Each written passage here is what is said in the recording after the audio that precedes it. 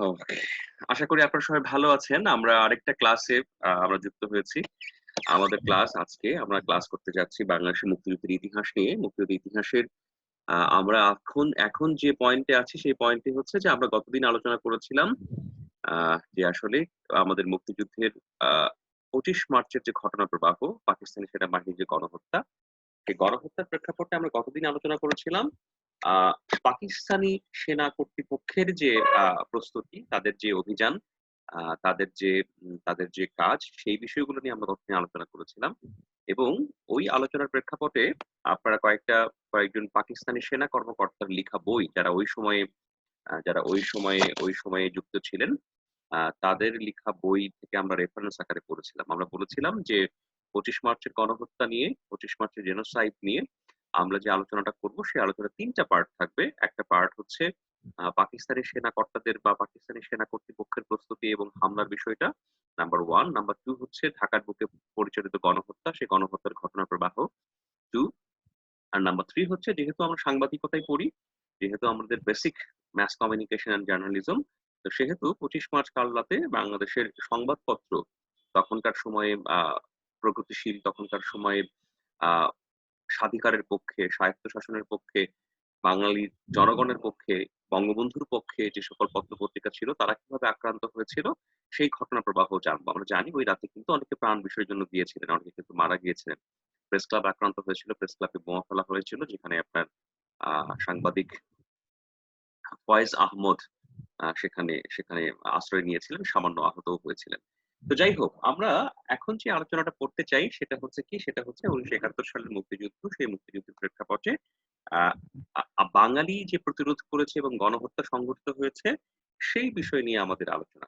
দেখেন, আমি একটা বেসিক বই আপনাদেরকে দেখাই। এই বইটা যদি আপনারা সংগ্রহ করতে পারেন খুবই ভালো।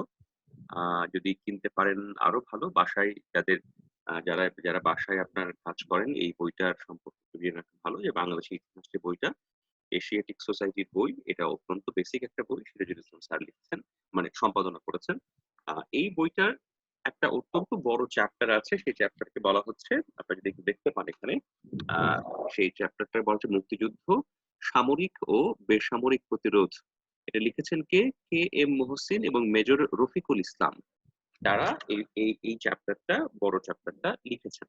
তো এখন এই চ্যাপ্টারটা আমি কেন আপনাদেরকে বলছি যে এই চ্যাপ্টারটা আসলে কেন জরুরি? এই চ্যাপ্টারটা আসলে অনেক, অনেক ডেপথ, হ্যাঁ? এই চ্যাপ্টারটা অনেক ডেপথ। অর্থাৎ আ পাকিস্তান সেনাবাহিনী গঠন, পাকিস্তানের রাষ্ট্রের জন্ম, পাকিস্তান রাষ্ট্রের জন্ম হওয়ার পরে আ আ বাঙালিদের প্রতি বৈষম্য এবং তার পরবর্তীতে 71 চলে আসা, হ্যাঁ? 71 চলে আসার পরে সামরিক প্রস্তুতি হওয়ার পরে আ তারা কিভাবে আক্রান্ত হয়েছে, সেই আক্রান্ত হওয়ার ঘটনা প্রবাহ, হ্যাঁ? এই নানা কিছু কিন্তু এই বইটার মধ্যে আলোচিত হয়েছে। আমি আপনাকে বলে রাখি যে ২৫ মার্চের ১ম প্রহরে যখন যখন আ ক্র্যাকডাউন শুরু হলো, তখন কিন্তু পাকিস্তানি সেনাদের লক্ষ্য ছিল ২ টো।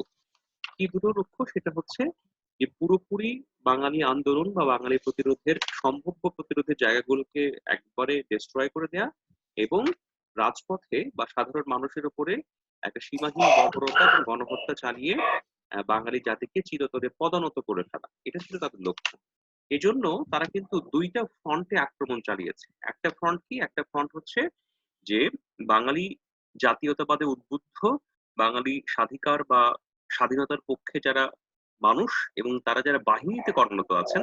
আপনারা জানেন 1971 এ এই পূর্ব পাকিস্তান বা আমাদের বাংলাদেশে তখন ৫ থেকে ৭ টা বেঙ্গল, অর্থাৎ ইস্ট বেঙ্গল রেজিমেন্টের ইউনিট ছিল।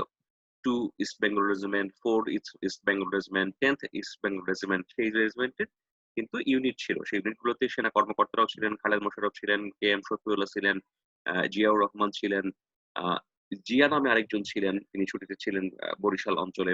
হ্যাঁ? তো তার মানে ২ টো লক্ষ্য। একটা হচ্ছে সেনা ইউনিটগুলোকে একবারে নিউট্রালাইজ করে বা হত্যা করে কন্ট্রোলে নেয়া। আরেকটা হচ্ছে আ জনজীবনে সাধারণের উপরে অভিযান চালিয়ে, আক্রমণ চালিয়ে একেবারে ক্রাশ করা। তার মানে গণহত্যা পরিচালিত হয়েছে ২ টা ফ্রন্টে। একটা হচ্ছে বাহিনীর লোকজন, একটা হচ্ছে আ যারা সার্ভিসে আছেন তাদের উপরে গণহত্যা, তাদেরকে নিরস্ত্র করা, তাদেরকে হত্যা করা। আর আরেকটা হচ্ছে জেনারেল পাবলিককে হত্যা করা, এবং এই জেনারেল পাবলিককে হত্যা করার পেছনে বা হত্যা করার অভিযানের একটা বড় লক্ষ্য ছিল হচ্ছে ঢাকা বিশ্ববিদ্যালয় এলাকা। কারণ ঢাকা বিশ্ববিদ্যালয় এলাকা ছিল বাঙালির স্বাধিকার আন্দোলন বা বাঙালির অধিকার আন্দোলনের অন্যতম বড় দুটো স্পট। এবং এই দুটো বড় স্পটের মধ্যে দুটো বড় জায়গা ছিল। একটা হচ্ছে জহুরুল হক হল, যেটা সার্জেন্ট জহুরুল হক হল, যেটাকে ইকবাল হল ছিল নাম্বার 1। আর নাম্বার 2 হচ্ছে জগন্নাথ হল। জগন্নাথ হলের প্রতি তাদের আক্রোশের কারণ হচ্ছে এই যে জগন্নাথ হল হিন্দু হল। জগন্নাথ হল হিন্দুদের হিন্দু ছাত্রদের আবাসস্থল। আপনারা জানেন পুরো পাকিস্তান রাষ্ট্র ব্যবস্থায় সনাতন সম্প্রদায়ের মানুষের প্রতি তাদের যে আক্রোশ, তাদের যে ঘৃণা, তাদের যে জাতীয় আ প্রতিশোধ নেয়ার যে মানসিকতা, সেটা কিন্তু প্রবল ছিল। যার কারণে কিন্তু তারা জগন্নাথ হলে আক্রমণ করেছে। আর আরেকটা জায়গা কি? জহুরুল হক হল। জহুরুল হক হল হচ্ছে ছাত্র নেতাদের আবাসস্থল ছিল। অর্থাৎ যারা ছাত্র নেতা ছিলেন তখনকার শীর্ষ ছাত্র নেতা, তারা কিন্তু তখন জহুরুল হক হলে অবস্থান করছিলেন। আপনারা মোস্তফা মহসিন মন্টু, যিনি পুরান ঢাকার মানুষ, মোস্তফা মহসিন মন্টুর কে নিয়ে নির্মলেন্দু গুণের একটা অসাধারণ বর্ণনা আছে। হ্যাঁ? যেটা যেটা স্মৃতি ৭১ নামে যে নির্মলেন্দু গুণের বই, সে বইটার মধ্যে আছে। আপনি কখনো পড়ে দেখবেন। যে এই হলটা কিভাবে আসলে স্বাধিকার আন্দোলনের বড় একটা স্পট ছিল। তো সেখান থেকে কিন্তু তারা আক্রমণ করেছে। আর এই আক্রমণ চালানোর সাথে, সাথে তারা মনে করত তাদের জন্য যে বড় ক্ষতির কারণ হতে পারে, অর্থাৎ ঢাকা ক্যান্টনমেন্ট থেকে শহরের মধ্যে আসতে যেখানে তারা আক্রান্ত হয়েছে সেখানে তারা আ রকেট লঞ্চার ফায়ার করেছে বা বাধা পড়েছে সেখানে তারা রকেট লঞ্চার ফায়ার করেছে এবং রাস্তার পাশে বস্তি পুড়িয়ে দিয়েছে। আমাদের এই যে নীলক্ষেত, এই পাশেই বস্তি ছিল। এখানে একটা বড় বস্তি ছিল। সেই বস্তিটা পুড়িয়ে দেওয়া হয়। তারা মনে করেছিল যে এখানে দুষ্কৃতিকারীরা থাকে। এই বস্তিতে কিন্তু পুড়িয়ে অনেকে মারা গেছে। এবং আরো ২ টা জায়গা পুড়িয়ে দেওয়া হয় ওই রাতেই। একটা ছিল হচ্ছে আপনার আ দ্য পিপল এর অফিস এবং ইত্তেফাকের অফিস। তো যাই হোক, তো এই দুটো প্রেক্ষাপটে তাদের গণহত্যা বা বাঙালির প্রতি তাদের আক্রোশ বা তাদের অভিযান কিন্তু আ পরিচালিত হয়েছে পরিপূর্ণভাবে। তো এইটা আপনার যদি এই বইটা যদি আপনি একটু পড়েন, হ্যাঁ? তাহলে ওই চিত্রটা এখানে পুরোপুরি পুরোপুরি পুরোপুরি আপনি জানতে পারবেন। আমি ছোট্ট করে এখান থেকে একটা ছোট্ট করে একটা প্যারা আপনাদেরকে পড়ে শোনাই। এটা ৪৮৫ পৃষ্ঠায়, যে তারা যে আমাদের উপর আক্রমণ করলো, এই আক্রমণের প্রেক্ষাপটে আ আমাদের যে আমাদের যে আ আমাদের যে আ প্রাথমিক প্রস্তুতি ছিল, সেই প্রাথমিক প্রস্তুতির পরে যে সংঘর্ষ হয়েছে পাকিস্তান সেনাবাহিনীর সাথে, তার একটা ছোট্ট বর্ণনা আপনাদের পড়ে শোনাই। এর মধ্যে একটা ভয়ংকর বর্ণনা আছে, সেটা আমি আপনাদেরকে পড়ে শোনাচ্ছি। এই ভয়ংকর বর্ণনার আগে আরেকটা কথা বলে রাখি যে 1971 এ যখন পাকিস্তান পরাজিত হলো, যখন ভুট্টো প্রাইম মিনিস্টার হয়ে গেল দেশটার, রাষ্ট্রপতি হয়ে গেল, প্রথম রাষ্ট্রপতি হন, অর্থাৎ ১৯৭১ সালের ২০ ডিসেম্বর ভুট্টো পাকিস্তানের রাষ্ট্রপতি হন ইয়াহিয়া খানকে সরিয়ে। তো ভুট্টো যখন রাষ্ট্রপতি হলেন তখন কিন্তু তারপরই একটা ইনকোয়ারি কমিশন গঠন করেছিলেন। হ্যাঁ? সেই কমিশনের নাম ছিল Hamoodur Rahman commission. Not Hamidur, mind it. Not Hamidur, Hamoodur Rahman commission. এই হামুদুর রহমান সাহেব একজন বাঙালি বিচারপতি ছিলেন। তাকে প্রধান করে একটা কমিশন হয়েছিল। তো এই কমিশনে কিন্তু যখন পাকিস্তানি সেনা কর্মকর্তারা সাক্ষ্য দিয়েছেন, সেই সাক্ষ্যগুলো পরবর্তীতে, মানে এই রিপোর্টটা পাবলিশ হয়নি। কিন্তু এই রিপোর্টটার ২ টো চ্যাপ্টার লিক হয়ে গিয়েছে। এই ২ টো চ্যাপ্টার লিক হয়ে যাওয়ার পরে সেটা বিভিন্নভাবে নানা জায়গায় আ তথ্যপত্র পাওয়া যায়। তথ্যপত্র পাওয়া যায়, তার মধ্যে একটা বর্ণনার কথা আমি আপনাদেরকে বলি। আ যেটা যেটার বর্ণনা মনে হয় এই বইটাতেও আছে, যে পাকিস্তান যে 1971 এ আ অতিরিক্ত শক্তি প্রয়োগ করেছিল, অতিরিক্ত অতিরিক্ত শক্তি প্রয়োগ করেছিল। সেই শক্তি প্রয়োগের ফলাফলটা যে ভালো হয়নি আ পাকিস্তান সেনাবাহিনীর জন্যই, আ সেটা সেটা কিন্তু আলোচিত হয়েছে এবং তারা বিভিন্ন জায়গায় বাঙালি সেনা কর্মকর্তাদেরকে, বাঙালি আ সেনা ইউনিটের মানুষজনকে একেবারেই কচু কাটা করে হত্যা করেছে। হ্যাঁ? তার কিন্তু ঘটনা প্রবাহ ছিল। তো এই যে হত্যাকাণ্ডের ঘটনা প্রবাহ, সেটা এটা যে আমি কোন বইয়ে লিখেছি?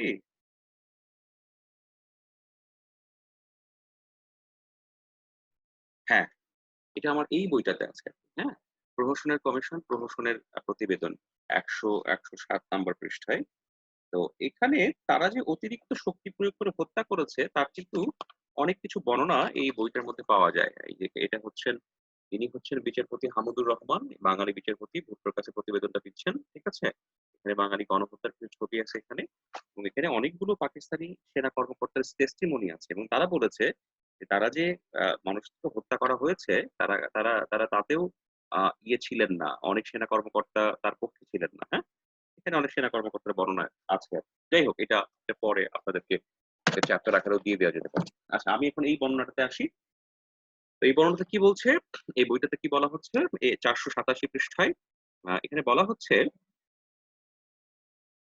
25 মার্চ রাত 11টায় 20 বেলুচ চট্টগ্রাম সেনানিবাসে অবস্থান East Bengal regimental centre EBRC সুপরিকল্পিতভাবে আক্রমণ করে। প্রায় 1000 রিক্রুট বাঙালি সৈন্যকে ঘুমন্ত অবস্থায় হত্যা করা হয়।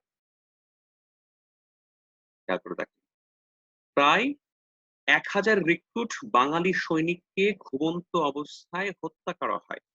1000 1000 মানুষ, 1000 সৈনিক, কত রক্ত চিন্তা করে দেখেন।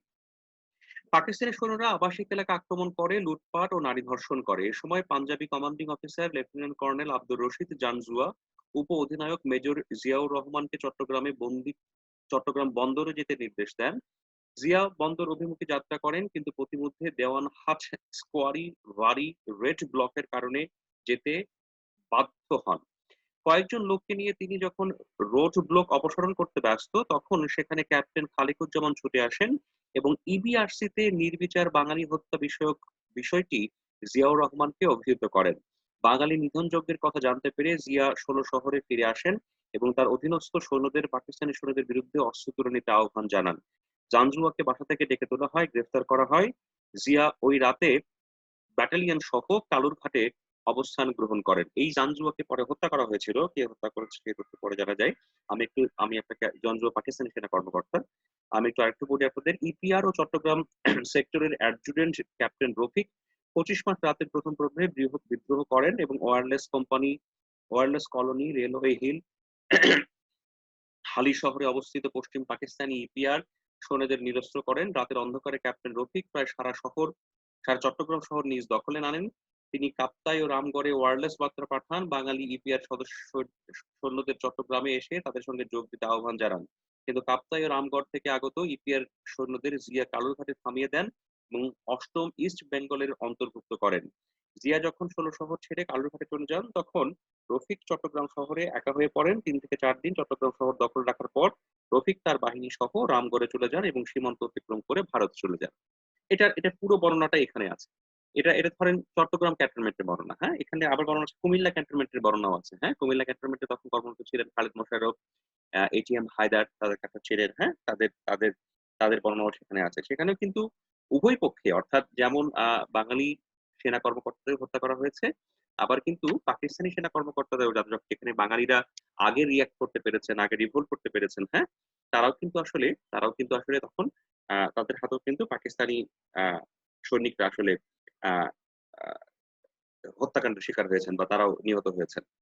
তো যাই হোক, এখানে সবগুলো বর্ণনাই এই বইটার মধ্যে আছে। তারপরে মুক্তি বাহিনী পুনর্গঠনের কথা আছে, ভারতে যাওয়ার কথা আছে। হ্যাঁ, এটা যদি আপনারা পড়েন তাহলে বিশেষভাবে আপনাদের কাজে লাগতে পারে। হ্যাঁ, তো আমি আরেকটা ফ্রন্ট আমাদের আজকের যে আলোচনার, অর্থাৎ অর্থাৎ সেনা ফ্রন্টের কথা বললাম, সেনা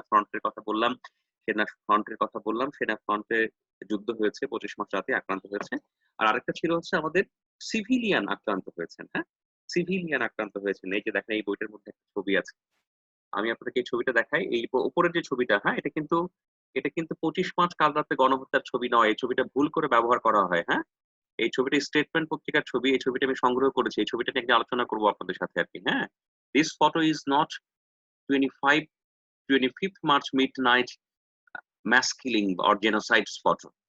This is wrong photo used here. হ্যাঁ, আমি আপনাদেরকে এই ছবিটা, স্যার এটা তো প্রায় সব জায়গায় ইউজ করা হয়। এক্স্যাক্টলি এটা ভুল ছবি। আসল ছবিটা দেখবেন, দেখাবো আপনাদের কাছে। জি স্যার, জি স্যার, দেখতে চাই। আপনাদেরকে আসল ছবিটা দেখায়। আসল ছবিটা হচ্ছে, এই ছবিটা প্রকাশিত হয়েছিল স্টেটসম্যান পত্রিকায়। কোন পত্রিকা? স্টেটসম্যান। হ্যাঁ, স্টেটসম্যান। স্টেটসম্যান ভারতের পত্রিকা। স্টেটসম্যান ভারতের পত্রিকা, কলকাতা ভিত্তিক। স্টেটসম্যান পত্রিকার একজন রিপোর্ট সংবাদ একজন একজন স্টেটসম্যান পত্রিকায় একজন ছিলেন, ওনার নাম হচ্ছে, একজন ফটো সাংবাদিক ছিলেন যার নাম হচ্ছে অমিয় তরফদার। কি নাম? অমিয় অমিয় তরফদার। অমিয় তরফদার এই ছবিটা তুলেছিলেন হচ্ছে দিনাজপুর থেকে। দিনাজপুর বাড়ি কার?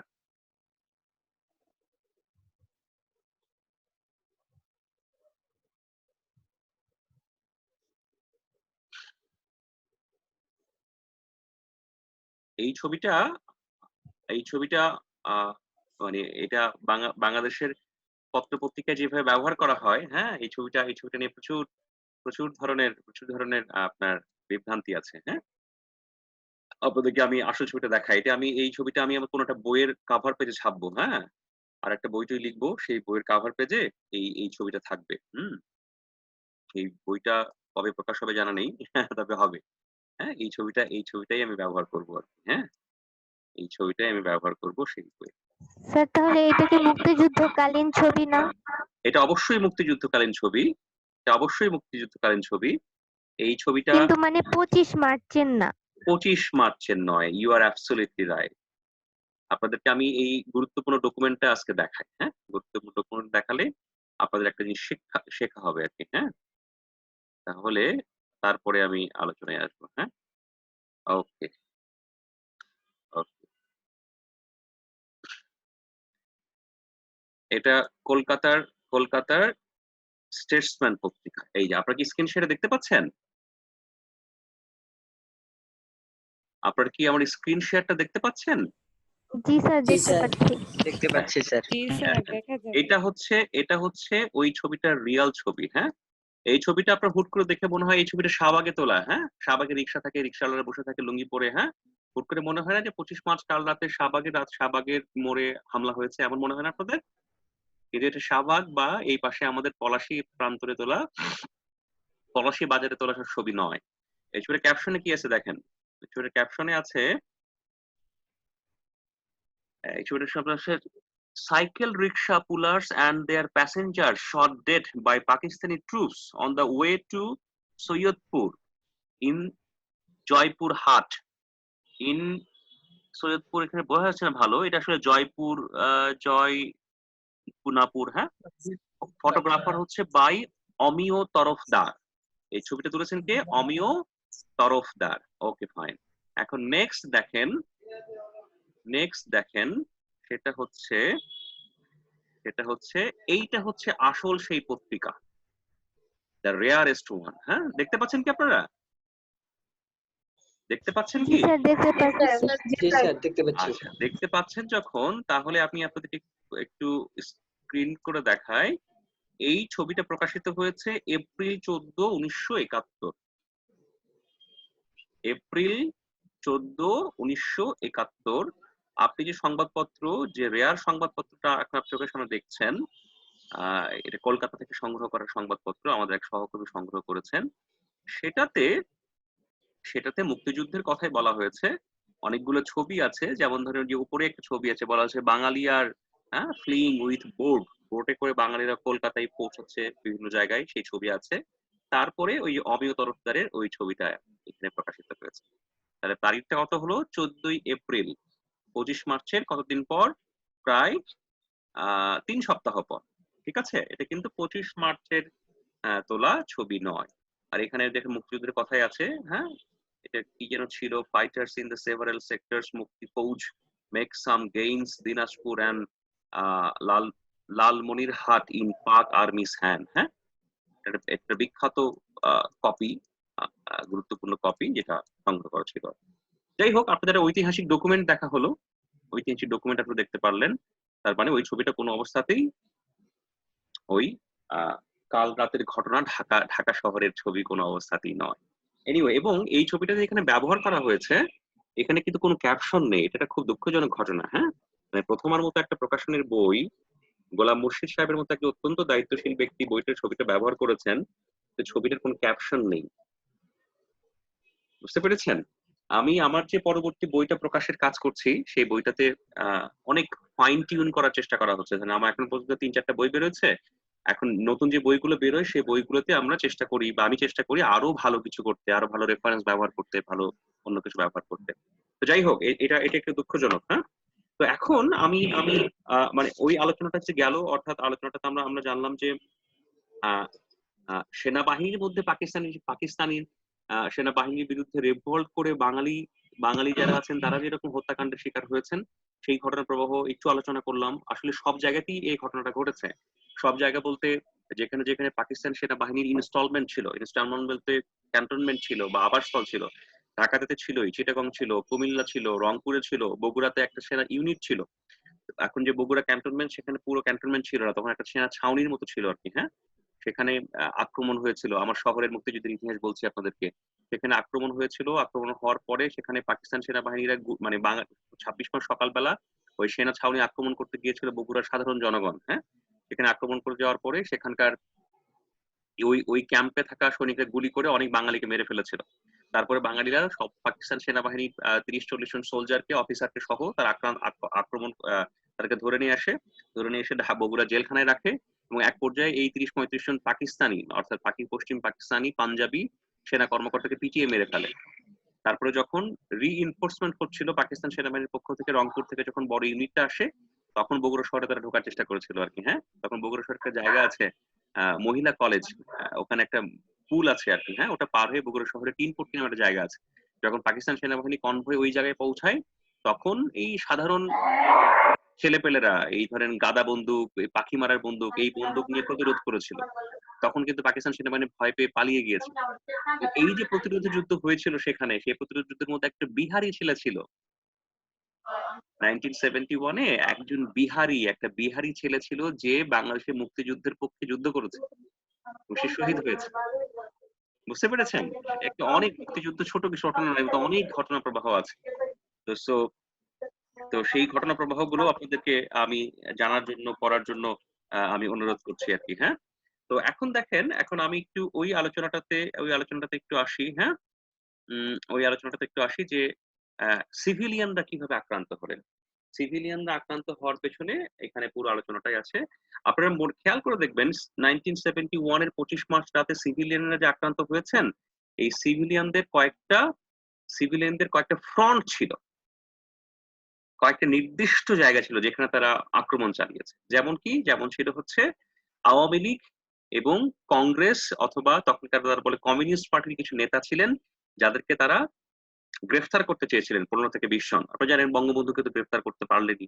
তাজউদ্দিনের বাসায় গিয়েছিল, তাজউদ্দিনের বাসায় যে অভিযান চালানো হয়েছিল। হ্যাঁ, পাকিস্তান সেনাবাহিনী তাজউদ্দিনকে তেজরাম বলতো। হ্যাঁ, যে this man is not Tajuddin, this real name is Tejram and he is a Hindu. তো তেজরামের বাসায় বা তাজউদ্দিনের বাসায় তারা অভিযান চালিয়েছিল। হ্যাঁ, তো এরকম বিভিন্ন জায়গায় অভিযান তারা চালিয়েছে। সাথে কি করেছে, ভয় ভীতি সৃষ্টি করার জন্য তারা যেখানেই যেখানেই যারা প্রতিরোধের সম্মুখীন হয়েছে সেখানে তারা গণহত্যা চালিয়েছে। এই গণহত্যা চালিয়েছে ঢাকা বিশ্ববিদ্যালয় এলাকাতে এবং বিশ্ববিদ্যালয়ের আশপাশে এলাকাতে এবং অন্যান্য জায়গায়। এবং সাথে আরেকটা জিনিস আপনাদের মনে রাখতে হবে যে 1971 ওই সময় কিন্তু পাকিস্তান সেনাবাহিনীর একটা বড় টার্গেট ছিল হিন্দু সম্প্রদায়ের জনগণ, সনাতন সম্প্রদায়ের মানুষ। ওকে, সেজন্যই এই হিন্দু সম্প্রদায়, সনাতন সম্প্রদায়, তাদেরকে হত্যা করার জন্য তাদের একটা পরিকল্পনা ছিল এবং সেই হত্যা পরিকল্পনার অংশ হিসেবেই তারা 25 মার্চ কাল রাতে এই কাজটা করেনি, অর্থাৎ 26 মার্চের প্রথম টুকরে করেনি।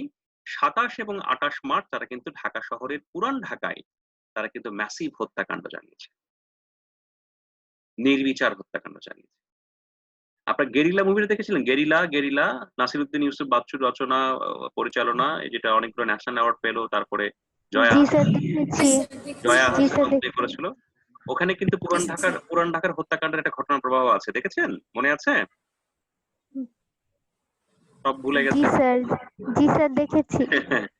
ওই যে একজন মুসলিম, ধরেন মাথায় টুপি পরে আছেন, ভালো মুসলিম, সে মানুষকে হত্যা করতে চায় না, তো তাকে বাধ্য করা হয়েছে যে হিন্দুদেরকে হত্যা করার জন্য। দেখেছেন মুভিটা? আচ্ছা, যাই হোক। আমরা দেখেছি, আমাদের ফিল্ম ক্লাব থেকে দেখানো হয়েছিল। হ্যাঁ, হ্যাঁ। তো দেখেন, তাহলে কি একটা হিন্দু জনগোষ্ঠীর উপরে কিন্তু একটা আলাদা কিন্তু আক্রোশ ছিল। আক্রোশ ছিল আওয়ামী লীগের প্রতি, আক্রোশ ছিল ছাত্রদের প্রতি, এবং আক্রোশ ছিল পাকিস্তান পাকিস্তান বিরোধী বা বাংলাদেশের স্বায়ত্তশাসনের পক্ষের যে আন্দোলন, সেই আন্দোলনের পক্ষের মানুষের বিরুদ্ধে তাদের আক্রমণটা ছিল আর কি। তো তাহলে খেয়াল করে দেখেন, তারা আক্রমণ করেছে রাজারবাগ পুলিশ লাইন্স, আক্রমণ করেছে পিলখানা, এবং আক্রমণ করেছে কি কয়েকজন রাজনীতি নেতার বাড়ি, এবং ছাত্র নেতা, এদিকে জগন্নাথ হল।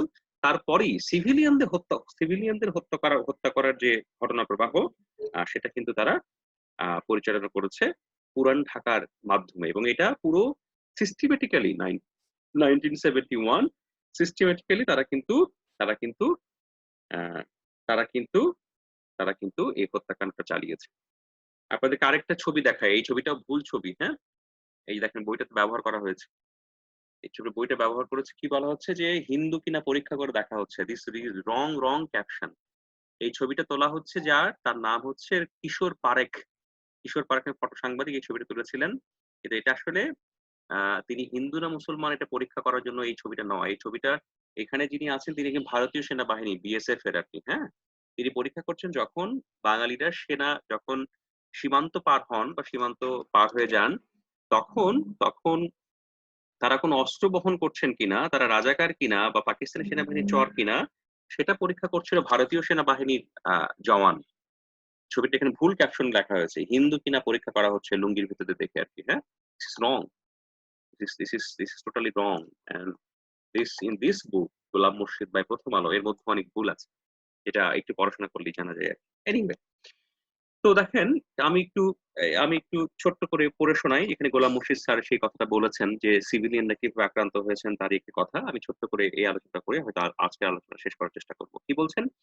25শে মার্চ রাতে কেবল সাধারণ মানুষের উপর নয়, প্রচন্ড আক্রমণ চালানো হয় বাঙালি নিরাপত্তা কর্মীদের উপরও। সৈন্যবাহিনীর বাঙালি সদস্য, ইপিআর ও পুলিশকে খতম করা ছিল পশ্চিমাদের একটা বড় লক্ষ্য। তাই তারা একযোগে আক্রমণ করে পিলখানা, ইপিআর ছাউনি, রাজারবাগের পুলিশ লাইন্সের উপর। রাত 12টায় এই দুই জায়গাতেই সৈন্যরা পৌঁছে যায়। পিলখানায় বাঙালি জওয়ানরা প্রতিরোধ সৃষ্টি করেন, কিন্তু বেশিক্ষণ টিকিয়ে রাখতে পারেননি। আগে থেকেই পশ্চিমা কর্মকর্তা ও জওয়ানদের নিয়ে এসে সেনাদের দুর্বল করে দেওয়া হয়েছিল। জওয়ানরা অনেক আগেই বুড়িগঙ্গার ওপারে গিয়ে নিজেদের সংগঠিত করার চেষ্টা করেন, কিন্তু নিহত হয়েছিলেন অনেকেই। রাজারবাগের পুলিশরা অতি তুচ্ছ অস্ত্রশস্ত্র নিয়ে প্রবল যুদ্ধ করেন, কিন্তু সত্যিকার অর্থে বাধা দিতে পারেননি। এখানে 1100 পুলিশ সদস্য ছিলেন, যার মধ্যে খুব কমই রক্ষা পেয়েছিলেন, বাকি সবাই নিহত হন। পুলিশ লাইন্সের একজন মহিলা সুইপার পরে সাক্ষী দিয়েছেন, পরের দিন পরের দিন থেকেই রাজারবাগ পরিণত হয় ধর্ষণ কেন্দ্রে। বিভিন্ন বয়সী বাঙালি নারীদের, এমনকি বালিকাদের এখানে নির্যাতন করা হতো। এই মহিলাকে উপর্যুপরি ধর্ষণের শিকার হতে হয়েছিল। এটা একটা বীভৎস বর্ণনা আমরা আমরা এখানে এখানে দেখলাম। কারণ আপনারা জানেন যে যুদ্ধের একটা বড় বড় অস্ত্র হচ্ছে নারীদের উপরে নির্যাতন করা, নারীদের উপরে নির্যাতন পরিচালনা করা। তারই চেষ্টা তারা চালিয়েছিল। আমি একটা আমি একটা একটা আমি একটা একটা কোট পড়ে আজকের আলোচনাটা শেষ করব। আমি আপনাদেরকে একটা বই দেখাই।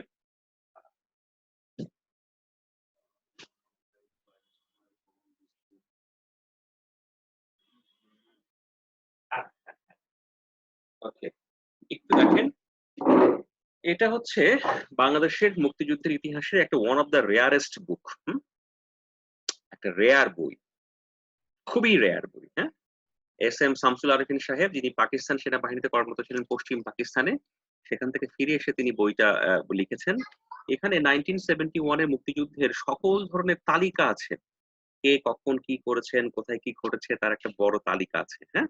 এই পুরো বইটাই শুধু তালিকা, লেখা কম। বুঝতে পেরেছেন? এটা খুবই রেয়ার বই, প্রায় 600 পৃষ্ঠার বই, আপনারা এটা খুঁজে পাবেন না। 700 পৃষ্ঠার বই, হ্যাঁ। এই বইটা খুঁজে পাওয়াটা খুব মুশকিল, হ্যাঁ। তো তারা কিভাবে কিভাবে কিভাবে আক্রমণ চালিয়েছিল, কিভাবে আক্রোশ চালিয়েছিল, পাকিস্তান সেনাবাহিনীর মনস্তত্ত্ব কি ছিল, হ্যাঁ, সেটা নিয়ে এটার মধ্যে একটা একটা একটা বর্ণনা আছে, একটা লাইন আছে, একটা কোট আছে। এই কোটটা আমি আপনাদেরকে আজকে পড়ে শুনিয়ে আজকের ক্লাসটা আমি আসলে শেষ শেষ করতে চাই, হ্যাঁ। সেটা সেটা সেটা আমি একটু খুঁজে বের করি। সেটা করে আলোচনাটা আমি আজকে শেষ করব। আচ্ছা, এই ফাঁকে আপনাদের যদি কোনো প্রশ্ন থাকে, কোনো কথা থাকে, আমাকে একটু বলতে পারেন। আমার এটা একটু খুঁজে বের করতে সময় লাগছে, এটা একটু নতুন বই। আমি বইটা বইটা হাতের কাছে রাখতে পারলে সুবিধা হতো। আপনাদের আপনাদের কোনো প্রশ্ন, কোনো জিজ্ঞাসা আজকের ক্লাস নিয়ে বা পরবর্তী ক্লাস নিয়ে বা কোনো কিছু নিয়ে? কারো কাছে কোনো প্রশ্ন? আপনারা এখন কথা বলতে পারেন, আনমিউট করে কথা বলতে পারেন।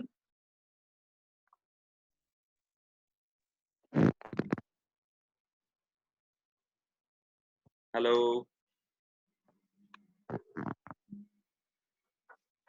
ঐশ্বর্য কোনো প্রশ্ন, কোনো কথা, কোনো কিছু? হ্যালো? স্যার প্রশ্ন নেই। আপনারা আপনারা খালি শুনে যাবেন। আরে আপনারা তো আমার ক্লাসে কোনো রেসপন্স করেন না। আমি তো বুঝতে পারছি না যে আমি আপনাদের কি পড়াচ্ছি। আদৌ স্যার আপনি অনেক ভালো পড়াচ্ছেন। স্যার আমরা কিছুই জানি না বলতে গেলে মুক্তিযুদ্ধ সম্পর্কে। এটা কেমন কথা বলেন তো? এটা আমরা শুধু জানি যে মুক্তিযুদ্ধে 7টি সেক্টর ছিল, যুদ্ধ হয়েছে, আমরা এক পর্যায়ে জিতে গেছি। কয়টা সেক্টর ছিল বাবা? কয়টা? 11টি সেক্টর ছিল। 11টি সেক্টর স্যার। 11টা 11টি স্যার। ও 7 নম্বর ওটা সেক্টরে ভুলে ছিল বলছেন, ভুলে আমাদের বলছেন। বগুড়া স্যার। হ্যাঁ? এটা মনে হয়েছে স্যার। 7 নম্বর সেক্টরে ছিল বগুড়া, এটা মনে থাকে স্যার। আচ্ছা। আর কিছু মনে থাকে বাবা মুক্তিযুদ্ধ নিয়ে বলেন তো? না স্যার। দেখেন এত বড় একটা ঘটনা প্রবাহ আমাদের। আপনারা আহ, এই যে কয়েকদিন পর থেকে বিশ্ববিদ্যালয়ে পাশ করে ফেলবেন, হ্যাঁ? সেটা যদি না না পাশ সেটা যদি বিশ্ববিদ্যালয়ে পড়া শেষ করার পরেও বাংলাদেশের মুক্তিযুদ্ধ নিয়ে যদি না জানেন, হ্যাঁ, তাহলে ব্যাপারটা কেমন হয় বলেন তো? ব্যাপারটা কেমন দেখায়, হ্যাঁ? আরে বলেন তো, আমি গতকালই লাইনটা পড়লাম, পড়ার সময় হুট করে আমি একটু আঁকিয়ে রাখবো, ভুলে গেছি। আর কিছু কথা আমি লাইনটা বের করতে করতে আপনাদের যদি কোনো প্রশ্ন, কোনো কথা।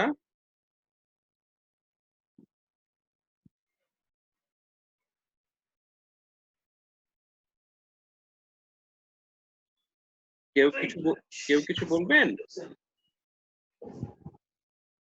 শোনেন, আপনাদেরকে আমি এটা বের করতে করতে আরেকটা ইতিহাস বলি, হ্যাঁ? সেটা হচ্ছে 1971, যখন যুদ্ধ চলছে, ইন্দিরা গান্ধী প্রধানমন্ত্রী, হ্যাঁ, বঙ্গবন্ধু পাকিস্তানের কারাগারে, ঠিক আছে?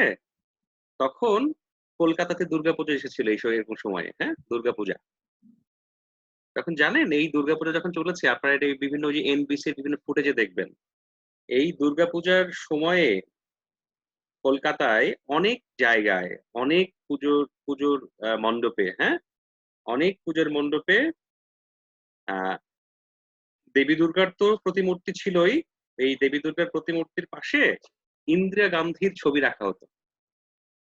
এই দেবী দুর্গার পাশে প্রার্থনার জন্য বঙ্গবন্ধুর ছবি রাখা হতো। বুঝতে পেরেছেন? একটা যুদ্ধ চলছে, যুদ্ধ পরিস্থিতি চলছে, সেই পরিস্থিতিতে তাদের ছবিও রাখা হতো। তাদেরকে পূজা করা হতো আমি তা বলছি না, কিন্তু তাদের জন্য প্রার্থনা করা হতো আর কি, হ্যাঁ? তো বিভিন্ন পূজা মণ্ডপে দেবী দুর্গার ছবি যেমন ছিল, তেমন বঙ্গবন্ধুর ছবিও ছিল। এটার অনেক রেয়ার ফুটেজ পাওয়া যায়, হ্যাঁ? আপনি যদি কখনো পত্রিকায় বিভিন্ন জায়গায় একটু দেখেন মনোযোগ দিয়ে, হ্যাঁ, তাহলে হয়তো সেটা পাবেন, হ্যাঁ। কিন্তু দুঃখের কথা হচ্ছে আমি লাইনটা এখনো খুঁজে পাইনি। আমি লাইনটা এখন খুঁজে না পেলে কি হবে? আমি তো ডিফল্টার হয়ে গেলাম আপনাদের কাছে। বলেন তো, আমি একটা লাইন আপনাদের পড়ে শোনাবো, এই লাইনটা তো আমি খুঁজে পেলাম না। ঠিক আছে, এই লাইনটা আমি পরবর্তীতে আপনাদের খুঁজে বের করে, এটা অনেক মোটা বই তো, আমি রাত্রেবেলা পড়তে পড়তে আপনার লাইনটা ঘুমিয়ে গেছি আর কি, হ্যাঁ। আপনারা কি স্বপ্ন দেখতে দেখতে বা কি করতে করতে ঘুমান? ঘুমান কিভাবে বলেন তো একটু আমাকে বাবারা? স্যার ফেসবুকিং করতে করতে। সাবাস, গুড। আর কি করতে করতে ঘুমান? স্যার ঘুম আসলে বিছানায় যাই ঘুমায় পড়ি স্যার। ঘুম আসলে বিছানা যান, ঘুমায় পড়েন, হ্যাঁ। আর কি বাবা একটু বলেন তো? স্যার আমি বিছানায় গেলেই আমার ঘুম পায়। আচ্ছা, ঠিক আছে। আর আর আর কারো? পড়তে পড়তে বইটার উপরে একেবারে আল্লাহর ওয়াস্তে একটু বই পড়তে, হ্যাঁ, আল্লাহর ওয়াস্তে একটু 6-7 হাজার টাকা দরকার, বই কিনতে হবে।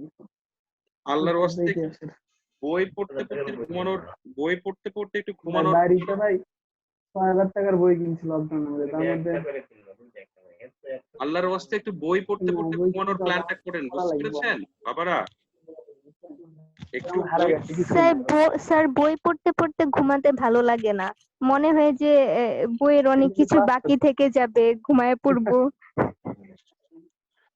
আচ্ছা ঠিক আছে, সেটা আপনার ব্যক্তিগত ব্যাপার, তার প্রতি আমার সম্মান আছে, আমি সম্মান প্রদর্শন করছি। কিন্তু আপনার পাশে একটা একটা বই থাক, হ্যাঁ, সেই বইটা একটু থাক, সেই বইটা আপনি একটু পড়েন। আপনার মানে সত্যি কথা বলতে কি, এই কথাটা আমাকে বলেছিলেন হচ্ছে আপনার ইমতিয়াজ স্যার, হ্যাঁ, ইমতিয়াজ, প্রফেসর ইমতিয়াজ, আপনি চেনেন, ঢাকা ইউনিভার্সিটির আইআর ডিপার্টমেন্টের অনেক অনেক বড় অনেক নাম করা প্রফেসর আর কি, হ্যাঁ। তো ইমতিয়াজ স্যার আমাকে যেটা বলেছিলেন, আপনি যদি প্রতিদিন 20 পৃষ্ঠা মাত্র 20 পৃষ্ঠা করে পড়তে পারেন, ঠিক আছে, দুনিয়ার কোন শক্তি আপনাকে ঠেকাতে পারবে না। অনলি 20 পেজ পার ডে, বুঝতে পারছেন? আচ্ছা, আপনার 20 পেজ পড়তে হবে না, প্রতিদিন 10 পেজ করে পড়েন, যে আপনি 10 পৃষ্ঠা করে কাগজের পৃষ্ঠা আপনি পড়বেন অনলি, বুঝতে পারছেন? জীবনে তো সবাই অনেক সফল হতে চান, বিসিএস অফিসার হতে চান, হ্যাঁ, নায়ক হতে চান, ভালো প্রেম করতে চান, ভালো শ্বশুর বাড়ি পেতে চান, হ্যাঁ, তারপরে সবকিছুই চান জীবনে। কিন্তু এই চাওয়ার পেছনে তো বাবা একটু নিজেকে তৈরি করতে হয়, প্রস্তুত করতে হয়, যোগ্য হিসেবে গড়ে তুলতে হয়। যোগ্য হিসেবে গড়ে তোলার জন্য একটু পড়াশোনা করতে হয়, বুঝতে পেরেছেন? 20 পৃষ্ঠা একটু পড়তে পারলে ভালো হতো, হ্যাঁ, বুঝতে পেরেছেন? তো সেটা আপনারা করবেন কিনা সেটা আপনাদের বিষয়। তবে আমি এই গল্পটা একটু বলে রাখলাম আপনাদের, হ্যাঁ। তো এইটা বলে রাখলাম আমি লাস্ট। এটা খুবই খারাপ হলো, আমি আপনাদের সময় নষ্ট করলাম, আমি লাইনটা খুঁজেই পেলাম না আপাতত আর কি, হ্যাঁ, এটা আমি একটু দুঃখ প্রকাশ করছি আপনাদের কাছে, হ্যাঁ, সরি, লাইনটা পেলাম না আমি, হ্যাঁ। এটা একটা খুব খারাপ উদাহরণ হলো যে আমি একটা পড়ার লাইন আপনাদেরকে পড়াতে এসে আমি খুঁজে পেলাম না। এই বইটা দেখেন, এই বইটা পুরোটাই হচ্ছে তালিকা। ক্লাসে বলে দেন স্যার। হ্যাঁ, এই দেখেন, এই বইটা পুরোটাই হচ্ছে তালিকা, হ্যাঁ, কোথায় যে তালিকাটা আমি দেখলাম রে বাবা রে, আল্লাহ জানে, এক লাইনে লেখা আছে লাইনটা আর কি, হ্যাঁ। যাই হোক এটা পরে ক্লাসে বলে দেবো, ঠিক আছে, ওকে। তো কারো বই দেখলে হিংসা হয়।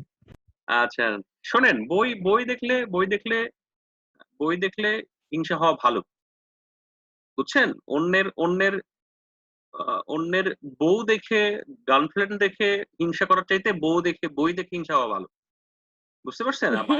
বাঙালি জি স্যার, আমার অনেক হিংসা হয় মানুষের বই দেখে, এত এত বই। বাঙালি তো ঈর্ষা কাতর জাতি, হ্যাঁ, অন্যের বউ সুন্দর কেন সেটা নিয়ে ঈর্ষায় বহু মানুষের জীবন নষ্ট হয় আর কি, বুঝতে পারছেন? তো বই দেখে যদি আপনি ঈর্ষা হয়, এটা ঈর্ষা তো ভালো ঈর্ষা। আপনি কেনা শুরু করেন বই, একটা করে কেনেন, দুটা করে কেনেন, বই কিনতে টাকার অভাব হবে না, আপনি বিশ্বাস করেন। It will not, টাকার কোনো অবস্থাতেই বই কেনার চেষ্টা আপনি করলে আপনার টাকার অভাব হবে না। আপনি যদি চিন্তা করেন যে স্যার আমি বই কিনতে চাই, বই কিনে পড়তে চাই, আপনি বিশ্বাস করেন আপনার টাকা লাগলে টাকা আমি দিব, I will give you money. যে স্যার আমি বইটা কিনতে চাই, আমি টাকা পাচ্ছি না, ঠিক আছে, I will give you money, I promise. কিন্তু আমি জানি আপনি নিজে চেষ্টা করলেই বই কিনতে পারবেন, চেষ্টা করলেই পারবেন। আপনাকে তো একদিনে সব কিনতে হবে না, তাই না? আপনি একে একে কেনেন, দুয়ে দুয়ে কেনেন, অকেশনে কেনেন, বুঝতে পেরেছেন? এনিওয়ে, এই আলোচনাটা বেশি দূর নিয়ে গেলে আরো অনেক দূর চলে যাবে। আমরা আজকের মতো শেষ করি, হ্যাঁ, আজকের মতো শেষ করি। আজকের মতো আমরা শেষ করতে চাই। তাহলে ব্যাপারটা যা দাঁড়ালো, আমরা মুক্তিযুদ্ধে পাকিস্তানি সেনাবাহিনীর গণহত্যার প্রেক্ষাপটে আজকে আমরা পড়লাম, যার একটা কোট আমি আপনাদেরকে, পাকিস্তানি সেনাবাহিনীর কোট আমি বই থেকে পড়ে আপনাদেরকে আমি পড়ে শোনাবো। তো আমরা সেটা আলোচনা করলাম। এই আলোচনা দুটো পার্ট ছিল। একটা হচ্ছে যে তারা বাঙালি স্বাধিকারের পক্ষে স্বাধীনতার পক্ষে যে সকল যোদ্ধা ছিলেন, যে সকল ইউনিটের সেনা কর্মকর্তারা ছিলেন, তাদেরকে যেমন হত্যা করেছে, একই সাথে সিভিলিয়ানদের হত্যা করেছে। সিভিলিয়ান হত্যাকাণ্ড পরিষদে ঘটতে হয়েছে বেশিরভাগ ঢাকা ইউনিভার্সিটি এলাকাতে ওই রাতে। পরবর্তীতে সেই হত্যাকাণ্ড সম্প্রসারিত হয়েছে পুরান ঢাকায় এবং দেশের বিভিন্ন জায়গায় বিভিন্ন বিভিন্ন প্রান্তে, এবং তাদের অন্যতম বড় টার্গেট ছিল হচ্ছে হিন্দু সম্প্রদায়ের মানুষ। ওকে, তো সেই গণহত্যার কথা আমরা জানলাম, এবং গণহত্যার প্রেক্ষাপটে ছোট ছোট গল্প আমরা কিন্তু জেনেছি। আমরা গতদিন নির্মলেন্দু গুন্ডার গল্প পড়েছি যে ঢাকা বিশ্ববিদ্যালয়ে যে গণহত্যা হয়েছে তার তথ্যপত্রের কথা আমরা জেনেছি। হ্যাঁ, পুরান ঢাকায় গণহত্যা হয়েছে তারও আলোচনা আমরা পড়বো, আলোচনা করে শোনাবো আগামী দিন হয়তো আর কি। তো এই তথ্যগুলো আমরা জানলাম, এগুলো আপনারা আরো বিস্তারিত পরিসরে পড়বেন। পড়ার জন্য রেফারেন্স বইগুলো সব রেডি করে দেওয়া আছে। আগ্রহ নিয়ে সেগুলো আপনাদের পড়তে হবে। ঠিক আছে? তো আমি ক্লাসটা শেষ করতে চাই, কিন্তু ক্লাসটা শেষ করার আগে আমি আপনাদেরকে আবার একটা অনুরোধ জানাতে চাই, সেটা হচ্ছে আপনাদের যদি খুব বেশি আপত্তি না থাকে, আপনারা যদি ক্যামেরাগুলো একটু অন করেন। This is not mandatory. আমি আপনাদের চেহারা একটু দেখতে চাই, আমার সন্তানের চেহারাগুলো একটু দেখতে চাই। আপনাদের সুন্দর চেহারাগুলো দেখে আমি আমার ক্লাসটা শেষ করতে চাই। সরি, আমার চেহারা সুন্দর নয়, আপনারা অনেক সুন্দর। আমি অনেক মোটু ছিলাম, মানে মোটু হয়ে গেছি এখন আর কি। আগে সুন্দর ছিলাম, আগে খেলাধুলা করতাম, সুইমিং করতাম, দৌড়াদৌড়ি করতাম। হ্যাঁ, এখন কিছুই করা হয় না। সো সো এটা দিস ইজ নট ম্যান্ডেটরি। আপনারা চাইলেই আপনার ক্যামেরা অন করতে পারেন, নাও করতে পারেন। হ্যাঁ, আমি নিয়ামতুল্লাহকে দেখতে পাচ্ছি, অনিককে দেখতে পাচ্ছি, জাকিরকে দেখতে পাচ্ছি, গাছতলায় ফজদের আব্দিকে দেখা যাচ্ছে, হ্যাঁ, সজীবকে দেখা যাচ্ছে, ঐশ্বর্যের চশমা দেখা যাচ্ছে, ঐশ্বর্যকে দেখা যাচ্ছে আর কি। হ্যাঁ, চশমার মধ্যে দিয়ে ঐশ্বর্যকে দেখা যাচ্ছে আর কি। হ্যাঁ, তারপরে ফারহানাকে দেখা যাচ্ছে, ঈশাকে দেখা যাচ্ছে, অনিক আছেন, মোমেনা আছেন, ফজদের আব্দি, মাসুদুর, সাবিনা, সবাইকে দেখা যাচ্ছে। তো তো ধন্যবাদ আপনাদের সবাইকে। তাসনিমকেও দেখা যাচ্ছে। হ্যাঁ হ্যাঁ, ঐশ্বর্য ক্যামেরা বন্ধ করে দিয়েছে চশমার জন্য আর কি। হ্যাঁ, এটা আমরা দেখতে পাচ্ছি আর কি। হ্যাঁ, তো যাই না হোক। স্যার, বন্ধ করে দেইনি। ও হ্যাঁ, আপনি কোনায় চলে গেছেন। এনিওয়ে তো so thank you so much. আপনাদেরকে অসংখ্য ধন্যবাদ। আপনারা অনেক কষ্ট করে এই ক্লাসে যোগদান করেছেন। আমি আপনাদেরকে আমার অন্তরের অন্তঃস্থল থেকে ধন্যবাদ জানাচ্ছি, কষ্ট করেছেন আপনারা। আমি একই সাথে আপনাদেরকে অনুরোধ জানাচ্ছি যে একটু ভালো করে পড়াশোনা করার চেষ্টা করেন। হাতের কাছে যে সকল রিসোর্স আছে সেগুলো ব্যবহার করার চেষ্টা করেন, যা আছে সেটা ব্যবহার করার চেষ্টা করেন, সেটাতে পড়েন।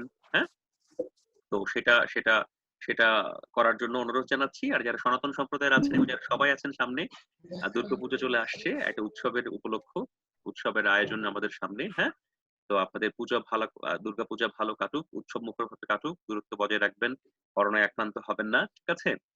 অত্যন্ত ভালোভাবে আনন্দের সাথে আপনারা পূজার উৎসব পালন করবেন, এবং পূজা শেষে যখন আমাদের ইউনিভার্সিটি শুরু হবে আমাদের জন্য খাবার নিয়ে আসবেন, আমরা নাড়ু খাবো সবাই মিলে আর কি। হ্যাঁ, নট অনলি ফর টিচার্স। হ্যাঁ, আমরা জি সবাই স্যার, মিলে, এটা একদম ঠিক কথা বলছেন। হ্যাঁ আমরা সবাই ভালো মিলে ক্লাসে, থাকবেন। হ্যাঁ আমরা সবাই মিলে ক্লাসে, আপনারা সবাই আনবেন, আমরা আমরা সবাই মিলে ওই দিন কিন্তু আমরা খেয়ে দিয়ে আনন্দ করব। ঠিক আছে? তো আমি সবাইকেই দুর্গাপূজার শুভেচ্ছা জানিয়ে আপনাদের সময় ভালো কাটুক, দিন ভালো কাটুক, আপনাদের পরিবারের সবাই সুস্থ থাকুক, এই স্যার, শুভকামনা। আপনাকেও দুর্গাপূজার শুভেচ্ছা। ও গ্রেট গ্রেট। আমি পূজা মণ্ডপে যাই, আমি আপনার গতবার আপনার ম্যাডামকে নিয়ে গেছিলাম, আমি যাই, দেখতে যাই, আমার খুব ভালো লাগে। সন্ধ্যার সময় পূজা মণ্ডপের আবহটা আমাকে খুব টানে আর কি। হ্যাঁ, সো এটা খুবই চমৎকার। আমি দুর্গাপূজা নিয়ে ছোট একটা ভিডিও তৈরি করেছি, সেটা হয়তো আপনারা পাবেন, আপনাদের দেখতে দেবো আর কি। হ্যাঁ, তো সো সবাইকে আমি আন্তরিকভাবে অভিনন্দন জানিয়ে আজকের ক্লাসটা শেষ করছি। ভালো থাকবেন। আল্লাহ হাফেজ। ধন্যবাদ। Thank you sir. আল্লাহ আসসালামু হাফেজ। আলাইকুম। আপনারা ভালো থাকবেন। ওয়ালাইকুম সালাম। একটু পড়াশোনা করুন ভালো আল্লাহ করে। হাফেজ। আল্লাহ হাফেজ। জি স্যার। আল্লাহ হাফিজ স্যার।